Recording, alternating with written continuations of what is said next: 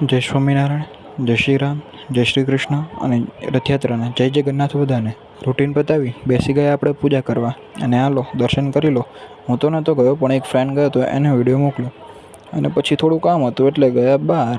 ઘર આવ્યા તો એક ભાઈને ગાડી કાઢી હતી એટલે ગાડી થોડીક આગળ લીધી અને પછી બેઠા જમવા 4 કલાક પછી ગયા આપણે કાકાના ઘરે. આજ જમવાનું ત્યાં જ હતું. આમ તો જો બધા મોબાઈલમાં કેવા લાગેલા છે. અને પછી બેઠા જમવા. આજે જમવામાં હતા પૌવા, સેવ, ગોળ અને છાશ. અને પછી નીકળ્યા ઘરે જવા અને ઘરે પહોંચી નાઈને બેઠા સત્સંગી જીવન વાંચવા.